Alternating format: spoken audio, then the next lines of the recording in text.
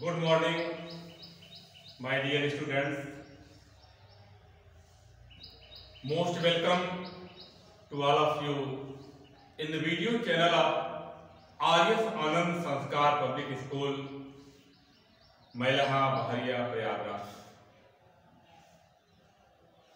May God save you from the grip of coronavirus, COVID-19 prevailing in the world. Today, I am here before you on the screen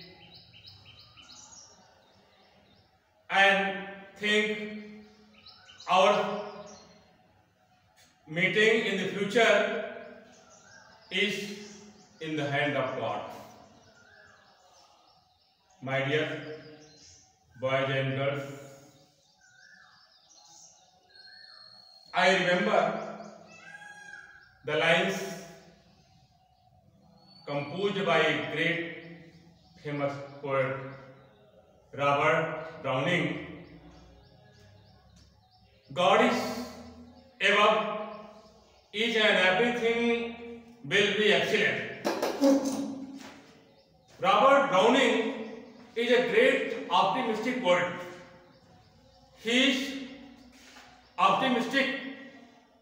It was his belief that God is above, each and everything that is going on in this world will be nice. So I think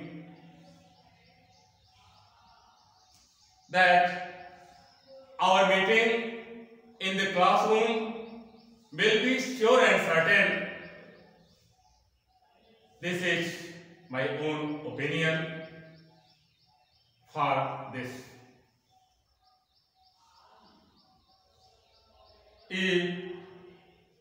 In the lines of Sanskrit,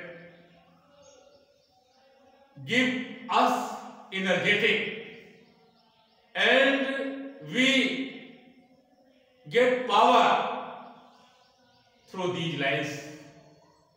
Sarve bhavantu sukhinah, sarve santu niramaya, सर्वे भद्राणि पश्यन्तु मां कश्चित् दुःखं भवेत्।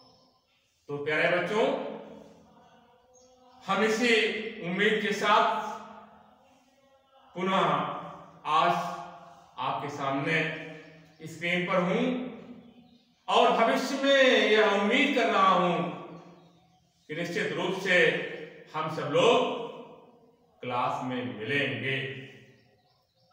तो प्रिय बच्चों, पिछले की वीडियो में मैंने आपको एक्टिव पैसिव वॉइस के बारे में बताया था और उसमें बहुत सारी चीजों को मैंने बताया है। टेंस संबंधित एक्टिव वॉइस को पैसिव वॉइस में कैसे बदलते हैं और रूल क्या है, जनरल रूल क्या है, क्या उसमें ऑक्सिलरी वर्ब हेल्पिंग वर्ब को कैसे हम पैसिव वॉइस में किस टेंस के को हम बदलते हैं, ये सारी चीजों को मैंने पिछले की वीडियो में आपको मैंने बताया है। आज का topic, today our topic will be imperative sentence, how to change imperative sentence from active voice to passive voice. Passive voice से एक्टिव वॉइस से पैसिव वॉइस में हम कैसे बदलेंगे किसको, इंपरेटिव सेंटेंस को। इंपरेटिव सेंटेंस ध्यान रखिएगा, इंपरेटिव सेंटेंस किसको कहते हैं। तो प्रिय बच्चों ध्यान रखिएगा, इंपरेटिव सेंटेंस तीन चीजों को व्यक्त करता है। Number one, request, next order, third advice. यदि तीन चीजों का बोध करना है तो अब हम जो सेंटेंस फ्रेम करेंगे, जो सेंटेंस बनाएंगे, वह सेंटेंस होगा इंपरेटिव सेंटेंस। जैसे रिक्वेस्ट की बात ले लीजिए, रिक्वेस्ट, गिव मी 10 रुपीज, मुझे 10 रुपए दे दो। अगर आप उसी से 10 रुपए मांगेंगे तो आदेशात्मक नहीं होगा, सुझावात्मक नहीं है, उसमें सलाह नहीं है, उसमें आदेश नहीं है, उसमें क्या है, रिक्वेस्ट है। तो ऐसे वाक्य को हम रिक्वेस्ट संबंधित या निवेदन संबंधित वाक्य कहेंगे। Please give me your pen, please help the needy. आज बहुत सारे सेंटेंस होते हैं रिक्वेस्ट संबंधित, तो उसको हम इंपरेटिव सेंटेंस कहते हैं। अब आते हैं order. Order, the principal said the boys go out from the classroom. ध्यान रखिएगा, the principal said to the boys, comma inverted comma लिख दिया, go out from the classroom या sit down and learn the poem etcetera.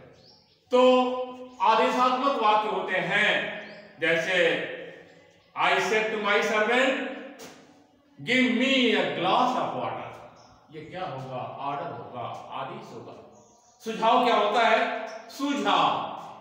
सुझाव का मतलब ऐसी चीजें, ऐसे सेंटेंस जब हम फ्रेम करते हैं और जब फ्रेम करके किसी से कहते हैं तो उसके जीवन को आगे बढ़ने की बात होती है, जीवन में विकास के पथ पर आगे बढ़ने की बात होती है। जैसे I said to my son get up early in the morning, सुबह जल्दी उठिए। अगर मैं अपने बेटे से कहता हूं सुबह जल्दी उठिए, तो यह क्या है, यह एडवाइस है, यह सलाह होता है। और इस प्रकार से इंपरेटिव सेंटेंस 3 चीजों को व्यक्त करता है, रिक्वेस्ट, ऑर्डर एंड एडवाइस। अब हम चलते हैं मेन पॉइंट पर कि इंपरेटिव सेंटेंस को ध्यान रखिएगा, इंपरेटिव सेंटेंस को पहचानना। अगर आप इंपरेटिव सेंटेंस को इन्वर्टेड कामा के अनुसार यदि इंपरेटिव सेंटेंस को यदि आप पहचानेंगे नहीं कि एक्टिव वॉइस का यह इंपरेटिव सेंटेंस है, तब आप कैसे उस रूल का प्रयोग करेंगे। रूल तब लगाएंगे जब आप पहले पहचानेंगे कि यह इंपरेटिव सेंटेंस ही है। तो ध्यान दीजिए, इंपरेटिव सेंटेंस की शुरुआत क्रिया के पहले रूप से होती है। ध्यान रखिएगा, क्रिया का पहला रूप क्या होता है, क्रिया का फर्स्ट फॉर्म क्या होता है, go, come, touch, read, open, buy etcetera. तो क्रिया का जो फर्स्ट फॉर्म होता है, क्रिया के फर्स्ट फॉर्म से वाक्य की शुरुआत, ध्यान रखिएगा, शुरुआत, क्रिया के फर्स्ट फॉर्म से वाक्य की शुरुआत जब होती है तो वह इंपरेटिव सेंटेंस होता है।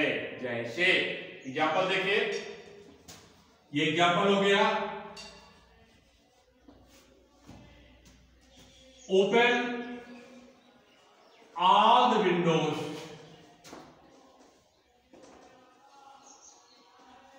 ओपन ऑल द विंडोज, सभी खिड़कियों को खोल दो। ओपन ऑल द विंडोज, देखिए यहां पर क्या है, ये वर्ब का फर्स्ट फॉर्म है।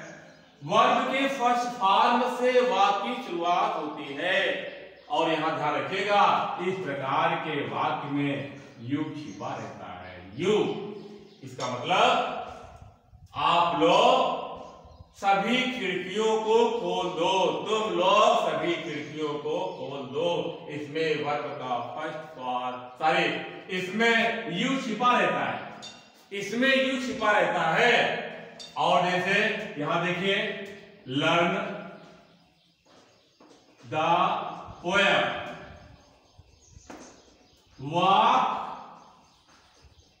टू द लेफ्ट, ये देखिए, ये सेंटेंस लिख दिया।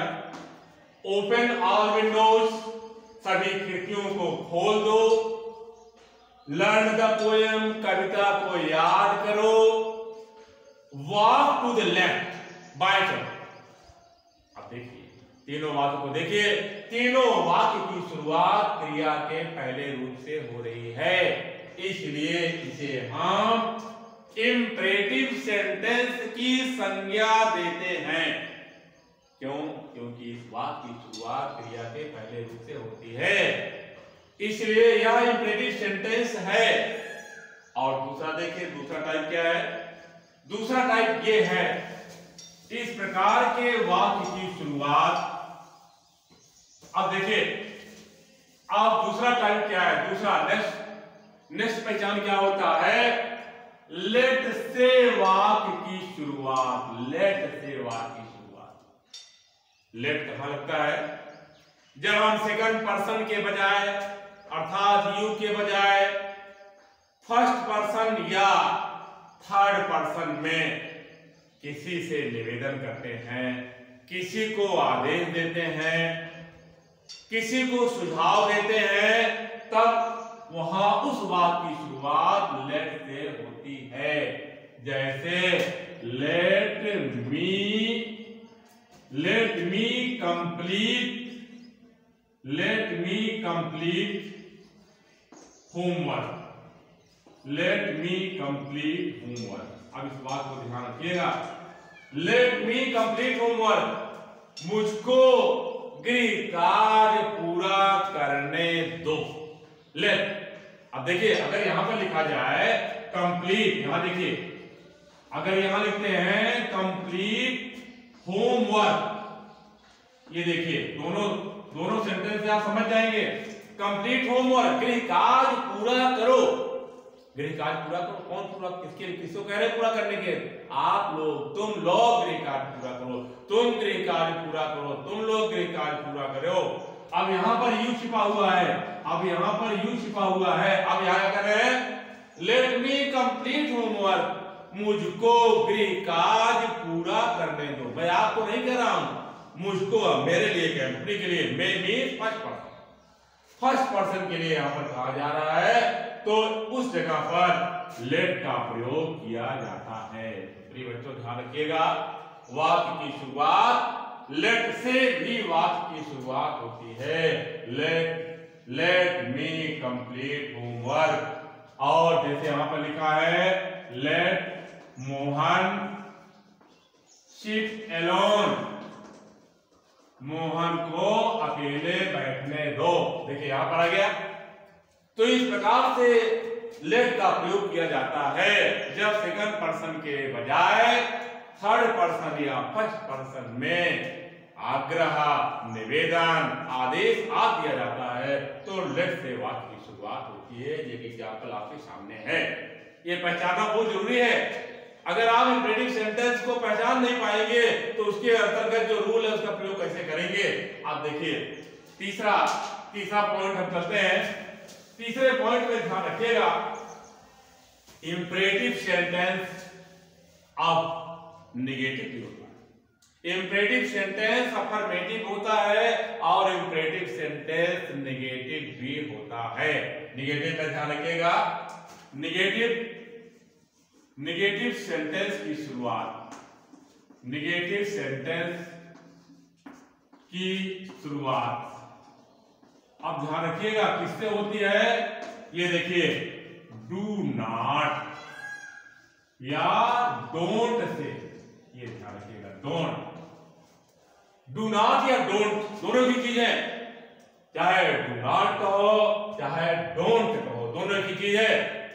और डू नॉट या डोंट का प्रयोग करके हम इंपरेटिव निगेटिव बनाते हैं, और उसमें इसका अर्थ होता है, जब हिंदी बनाते हैं, मत या नहीं, मेरे पॉकेट को न छुओ या मेरे पॉकेट को मत छुओ।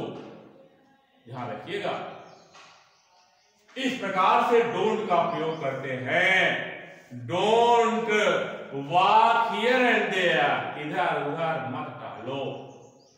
डोंट टच माई बुक, मेरे किताब को मत छुओ।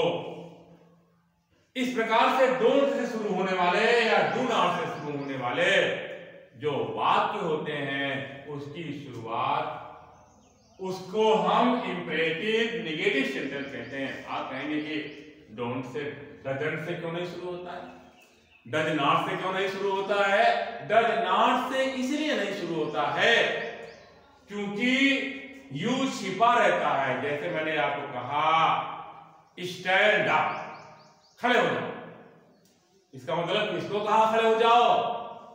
सुरेश को नहीं कहा, मैंने कहा किसको? सेकंड पर्सन में, तुम खड़े हो जाओ, तुम लोग खड़े हो जाओ।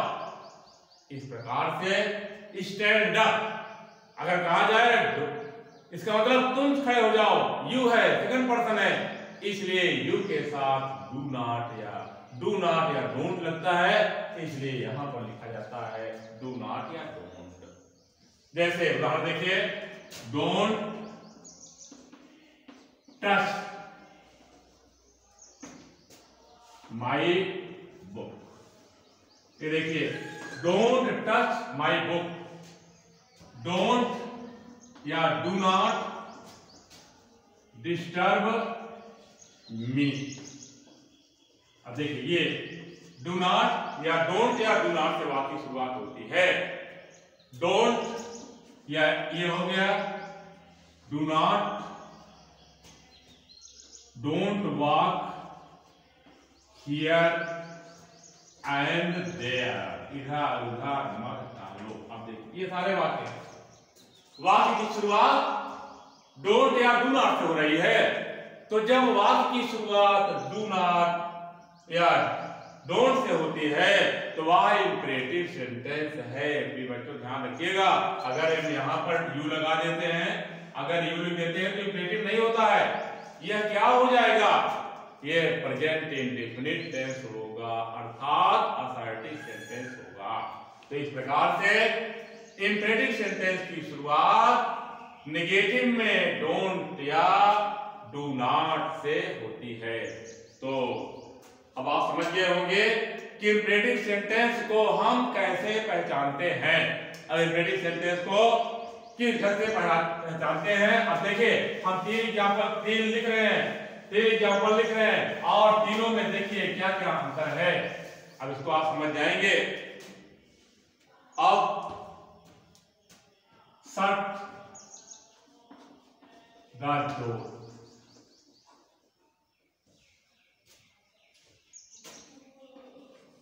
let me sing a song,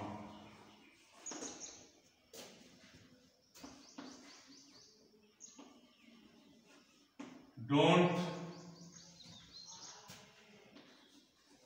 help the rich।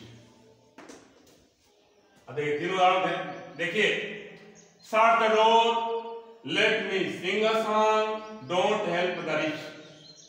ये तीन सेंटेंस लिखे गए हैं और तीनों सेंटेंस इंपरेटिव सेंटेंस के हैं, क्योंकि इसकी शुरुआत वर्ब के फर्स्ट फॉर्म से हो रही है, इसकी शुरुआत लेट से हो रही है और इसकी शुरुआत डोंट से हो रही है।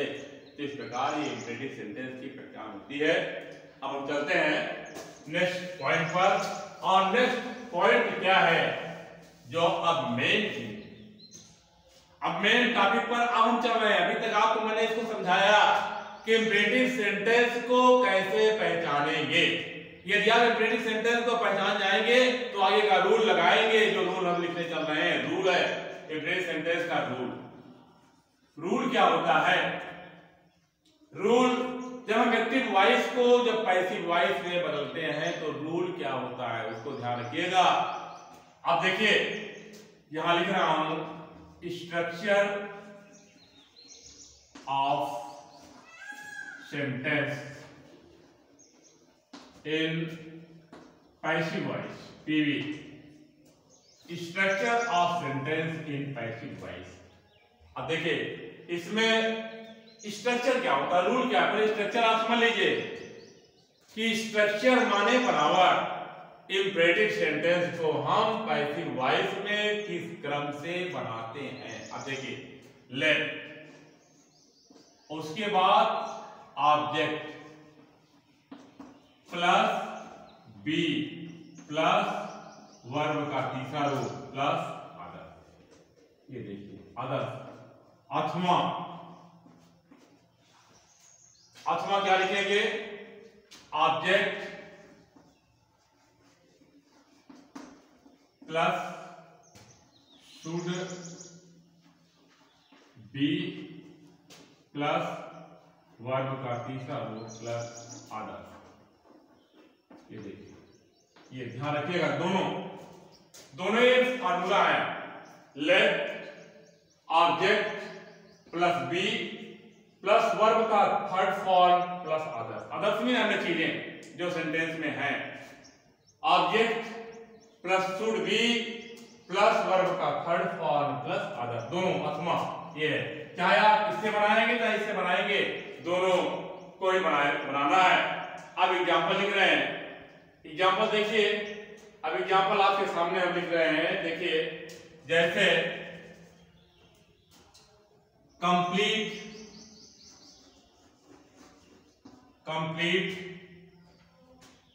द होमवर्क, गृह कार्य पूरा करो। Complete the homework at home, ये लिखिए, घर पर गृह कार्य पूरा करो। और ध्यान रखिएगा, घर पर गृह कार्य पूरा करो। अब इसको देखिए, सेंटेंस लिख दिया गया। अब ये क्या है? ये इंप्रेडिक्ट सेंटेंस है। अभी चीजें तो मैंने बताया, इसको समझिए। इतनी देर तक मैंने पहचान बताया है। अब देखिए, कंप्लीट पूरा करो, वर्ब का फर्स्ट फॉर्म है। ये वर्ब का फर्स्ट फॉर्म है, पूरा करो। क्या पूरा करो? वर्ब में क्या लगा दो, जो मिलता है वही ऑब्जेक्ट हो जाता है। क्या पूरा करो? गृह कार्य पूरा करो। ये क्या हुआ? ऑब्जेक्ट हो गया। ध्यान रखिएगा, हमारा काम किससे है? लेट। अब देखिए, हमारा काम क्या है? ऑब्जेक्ट से मतलब है, ऑब्जेक्ट, और किसी चीज से मतलब नहीं है। और जो जहां रहेगा उसको अपनी जगह पर लिख लेते हैं, complete the homework at home. अब देखिए, इसमें वर्ब का फर्स्ट फॉर्म में ऑब्जेक्ट है। और इसको देखिए, हमने इसको जो ये बनाया है गोले के अंदर, ये क्या है? आदर्श है, ये अन्य चीज है। ये अपनी जगह पर जो उसको लिखा जाएगा। अब इसको बनाएंगे पहले वाले से, देखिए लेट। अब पहले क्या लिखेंगे? लेट, ये लेट लिख दिया। उसके बाद क्या लिखेंगे? ऑब्जेक्ट। ऑब्जेक्ट क्या है? The homework, let the homework, ये लिख दिया। लेट द होमवर्क, ये लिख दिया गया। अब इसके बाद क्या लिखेंगे? बी। ये ध्यान रखिएगा, इसको भूलना नहीं है। लेट द होमवर्क बी, ये लिख दिया बी। बहुत पहले मैंने बताया है कि वर्ब का तीसरा रूप पैसिव वॉइस में हमेशा लिखा जाता है। पैसिव वॉइस का मतलब ही है वर्ब का तीसरा रूप, चाहे जहां का होगा, चाहे टेंस का होगा, चाहे मोडो संबंधित वाक्य होगा, चाहे इम्परेटिव होगा, चाहे जो भी रहेगा, वर्ब का तीसरा रूप लिखना ही है। लेट द होमवर्क बी, आगे कंप्लीट का तीसरा रूप हो जाएगा TED लगा दीजिए, कंप्लीटेड। ये देखिए, completed. Let the homework be completed. अब बचा क्या है? एट होम बचा है, और एट होम को अपनी जगह पर आप लिख दीजिए, एट होम, ये लिख दिया। Let the homework B completed at home, ये बन गया। अब देखिए, अब दूसरा टाइप देखते हैं। अब दूसरे टाइप में क्या करते हैं, उसको देखिए, ऊपर देखिए। अब दूसरा ऊपर लिख रहे हैं, अगर हम शुड वाला लिखते हैं, अगर शुड वाला लिखेंगे तो पहले क्या लिखेंगे? ऑब्जेक्ट लिखेंगे, द होमवर्क, द होमवर्क। अब देखिए, फिर क्या लिखेंगे? Should B. ये देखिए, दूसरा है, ऑब्जेक्ट लिख दिया द होमवर्क, अब लिखेंगे should be, should be, should be. अब क्या करना है? वर्ब का तीसरा रूप लिखेंगे, should be completed, should be completed at, ये हो गया, बन गया। तो दोनों चीजें हैं, चाहे जिस चाहे जिस ब्रिज से बनाए, चाहे लेड का प्रयोग करके बनाए, चाहे उसको बनाए, दोनों प्रोसेस होते हैं और दोनों में से जो आपको अच्छा लगे उसी को बनाना है। आप ध्यान रखिएगा, इंपरेटिव सेंटेंस को जब हम पैसिव वॉइस में बनाते हैं उसमें बी का बड़ा महत्व होता है। बी, ये देखिए बी अगर आप इसको भूल जाएंगे तो सब भूल गए, तब गलत हो जाएगा। तो इंपरेटिव सेंटेंस में इस बी को नहीं भूलना है, बी ही मेन चीज है। अब इसका अर्थ क्या होता है? Complete the homework at home, घर पर अपना घर पर गृह कार्य करो। अब इसका अर्थ क्या है? Let the homework B completed at home, घर पर गृह कार्य पूरा किए जाए। इसका अर्थ ये होता है किया जाए या किए जाए। तो इस प्रकार से ये पैसिव वॉइस में बनाते हैं, एक्टिव वॉइस से पैसिव वॉइस में इंपरेटिव सेंटेंस को बनाते हैं। अब चलिए हम नेक्स्ट एग्जांपल आपके सामने लिखने जा रहे हैं। अब देखिए नेक्स्ट एग्जांपल को देखिए।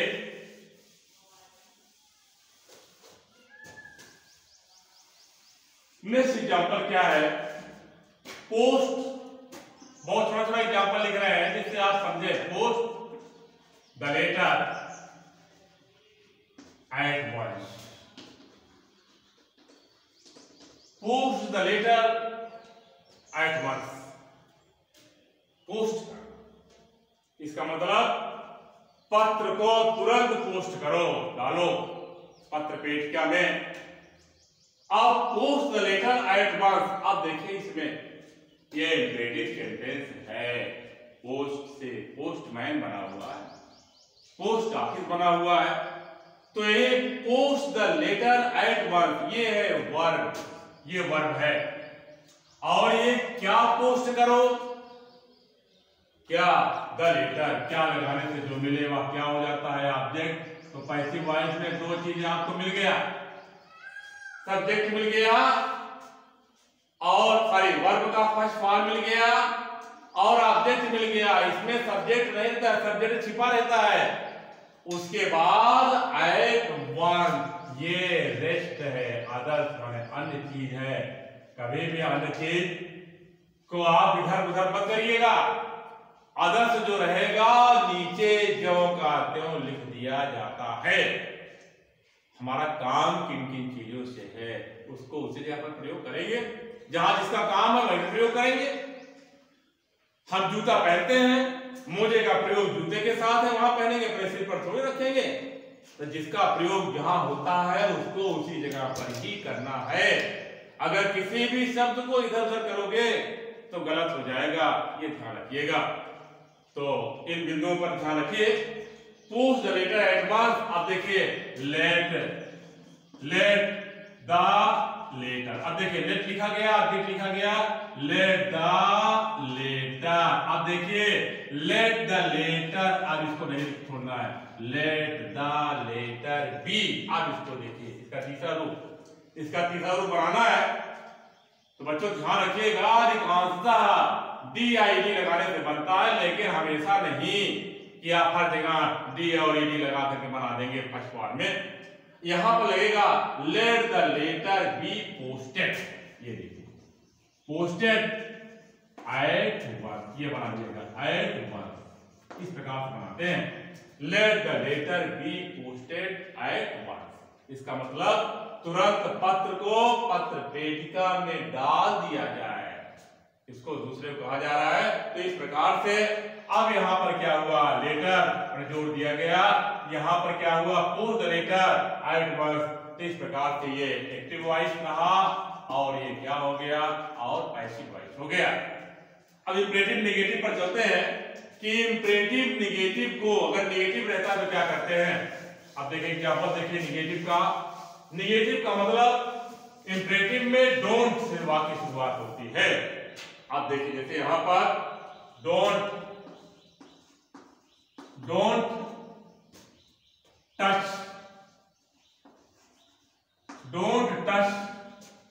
माई बुक, ये लिख दिया गया डोंट टच माई बुक, मेरी किताब को मत छुइए, मेरे किताब को मत स्पर्श करो या स्पर्श कीजिए, ये डोंट आ गया। अब ये निगेटिव है। अब निगेटिव में क्या करना रहता है, निगेटिव की स्थितियां सेम रहती हैं।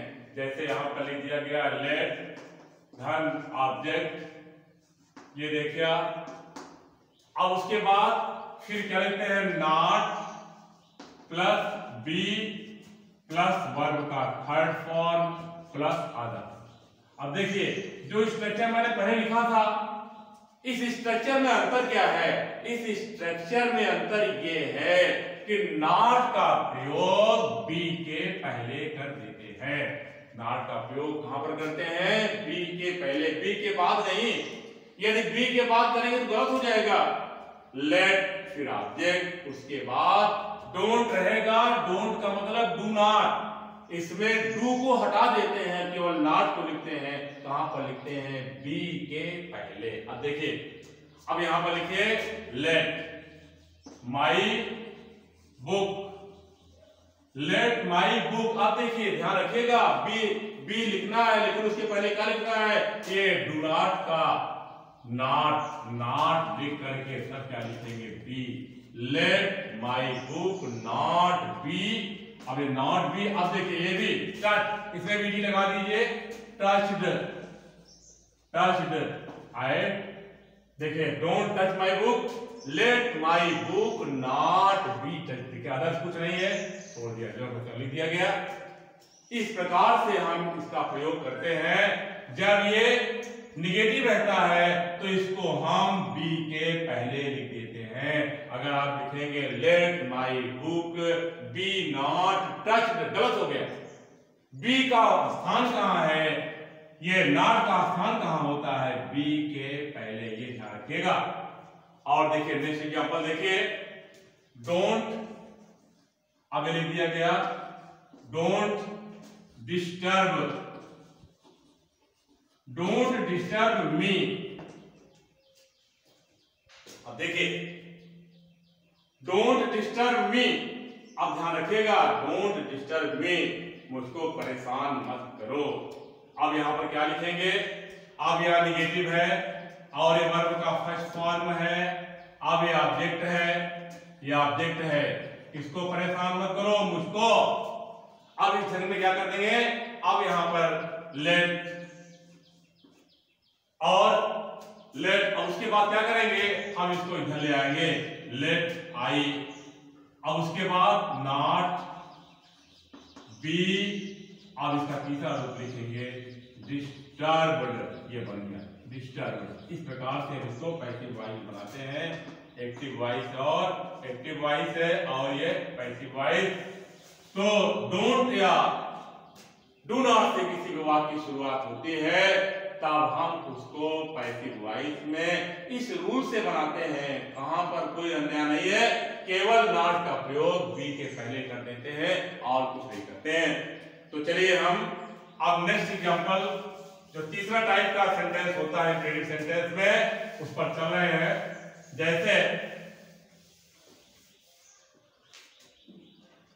जैसे यहां पर देखिए, जब किसी भी वाक्य की शुरुआत, जब हम किसी भी वाक्य की शुरुआत लेट से करते हैं, तब क्या करते हैं, जैसे late me learn the poem. अगर ये लिख दिया गया late me learn the poem, late me learn the poem, मुझे कविता याद करने दो। अब देखिए यहां लेट लगाया गया है, लेकिन यहां थर्ड रूप नहीं लगाया गया है, ये एक्टिव वॉइस है।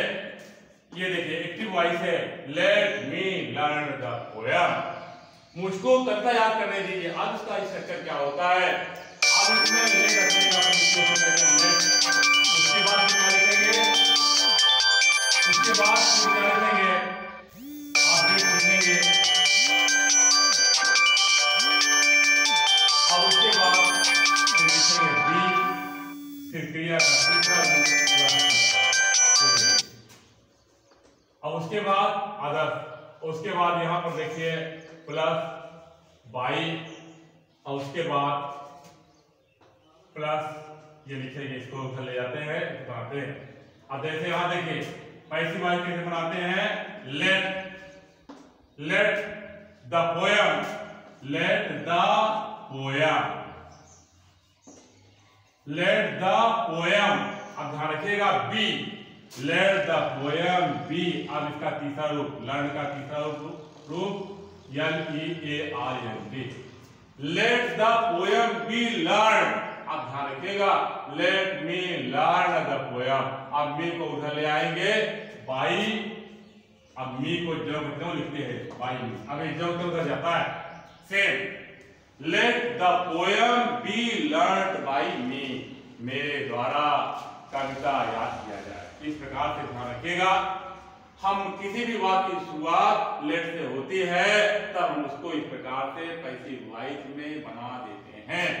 अब एक सरल और नियम देख लीजिए, एक सरल नियम और देखिए। कभी कभी कुछ ऐसे वाक्य होते हैं जो थोड़ा कठिन होते हैं, जिसको हम अगर पैसिव वॉइस बनाना रहता है, ऑब्जेक्ट नहीं रहता है, तब क्या करेंगे? जैसे come to me at once, मेरे पास तुरंत आओ। Come to me at once, मेरे पास तुरंत आओ। अब कोई कहता है मेरे पास तुरंत आओ, तो क्या होगा? यह आदेशात्मक भी हो सकता है, रिक्वेस्ट भी इसमें हो सकता है। तो अगर ये सुझाव नहीं होगा, इसमें सलाह नहीं है, come to me at once सुझाव नहीं है, बल्कि यह रिक्वेस्ट है, मेरे पास तुरंत आओ। यह आदेशात्मक भी हो सकता है, ऑर्डर भी हो सकता है, और रिक्वेस्ट भी दोनों व्यक्त कर सकता है, दोनों व्यक्त कर सकता है, दोनों को भी आप लिखेंगे। अब अगर इसको बनाएंगे, ऑर्डर करेंगे, तो ध्यान रखिएगा इसको क्या लिखेंगे? You are ordered, you are ordered, ये लिख दिया गया। अब क्या करना है इसको देखिए, अब इस बात को जोड़ना है, टू लिख करके, you are ordered to come to me at once. ये बहुत आसान है, इस ढंग से भी आप पैसिव वॉइस बनाएंगे। और ये एक्टिव वॉइस है, और ये क्या हो जाता है? Passive voice. You are ordered to come to me at once, मेरे पास आने के लिए आप आदेशित किए जाते हैं। या ऐसे भी लिखते हैं, यू आर रिक्वेस्टेड। ये दोनों सेंस हो सकता है इसमें, यू आर रिक्वेस्टेड। ये टू लगा करके जोड़ेंगे, ये टू लगा करके ये वर्ब का फर्स्ट फॉर्म है, और इसको इंफिनिटिव बना लेते हैं। इंफिनिटिव का मतलब क्रिया के फर्स्ट फॉर्म के पहले टू लगाने से ये इंफिनिटिव बन जाता है। यू आर रिक्वेस्टेड, आप निवेदन किए जाते हैं, क्या करने के लिए? मेरे पास तुरंत आने के लिए आप निवेदन किए जाते हैं। तो इस प्रकार से सेंस के अनुसार भी हम वाक्य को पैसिव वॉइस में बदलते हैं। जैसा कि मैंने आपके इससे पहले बताया कि इंपेरेटिव सेंटेंस रिक्वेस्ट व्यक्त करता है, आदेश व्यक्त करता है, सुझाव व्यक्त करता है। जैसे अगर यहाँ पर लिख दिया गया, gate up early in the morning, gate up early in the morning, ये सेंटेंस लिख दिया गया। अब आप इसमें अगर इसमें आप ढूंढेंगे कि ऑब्जेक्ट क्या है तो नहीं पाएंगे। Gate up early in the morning, सुबह जल्दी उठो। उठो, क्या उठो? कुछ नहीं, इसमें कोई ऑब्जेक्ट नहीं है। अगर ऑब्जेक्ट नहीं है तो आपको क्या करना है? अगर कहा जाए इस वाक्य को पैसिव वॉइस में बदल दीजिए, ये तो एक्टिव वॉइस है। अगर इसको पैसिव वॉइस में बदलने के लिए कहा जाए तो आपको करना क्या है? सबसे आसान तरीका क्या है? आप इसको समझिए कि यह वाक्य क्या व्यक्त कर रहा है। क्या मतलब तीन चीज ही केवल व्यक्त करेगा, या रिक्वेस्ट व्यक्त करेगा, या आदेश व्यक्त करेगा, या सुझाव व्यक्त करेगा। यह वाक्य अगर कोई किसी से कहता है कि सुबह जल्दी उठो, आदेश नहीं है, यह क्या है? सुझाव है, एडवाइस है। तो गेट अप अब सुझाव है, तो यहां पर यू लगाएंगे अपने मन से, you are suggested, you are suggested, आप सुझाव दिए जाते हैं। क्या करने के लिए? पैसिव वॉइस है। जब ये माल के बाद क्रिया का तीसरा रूप लगाया गया है, ये क्या है? ये प्रेजेंट इंडिफिनिट टेंस का पैसिव वॉइस है। यू आर सजेस्टेड, आप सुझाव दिए जाते हैं। क्या करने के लिए? आप देखिए टू लगाइए, टू लगा करके इसको जोड़ दीजिए, जी कैपिटल में है, यहाँ स्मॉल लेटर में लिखेंगे to get up early in the morning, ये हुआ इन द मॉर्निंग। इस प्रकार से ये वाक्य को बना दिया, क्या लिख करके, यू आर सजेस्टेड, कुछ नहीं करना पड़ा, केवल सेल्स लिख करके किसी भी वाक्य को हम एक्टिव से पैसिव में बदल देते हैं। तो इस प्रकार से एक्टिव पैसिव वॉइस में इंपरेटिव सेंटेंस के अंतर्गत जो टिपिकल एग्जाम्पल थे वो आपके सामने मैंने प्रस्तुत किया, और इन्हीं उदाहरणों के सहारे आपको अपनी किताब से और एग्जाम्पल सॉल्व करना है, और एग्जाम्पल सॉल्व करने के समय आप इस नियम को अपने माइंड में रखेंगे तो निश्चित रूप से इंपरेटिव सेंटेंस को एक्टिव से पैसिव वॉइस में बदल देंगे। जो टिपिकल प्रॉब्लम थी उसको मैंने आपको बताया, तो अकॉर्डिंगली आप एक्सरसाइज करेंगे, और एक्सरसाइज करने के बाद जो कोई समस्या है आपके सामने तो उसको आप कमेंट बॉक्स में डालिए, मैं आपकी सारी समस्या को दूर करूंगा, और इन फ्यूचर नेक्स्ट वीडियो में पुनः आपको कुछ और जो मेजर प्रॉब्लम्स हैं, जो टिपिकल है प्रॉब्लम है, उसको मैं समझाऊंगा। और आज के दिन केवल इतना ही। Thank you very much for watching the video.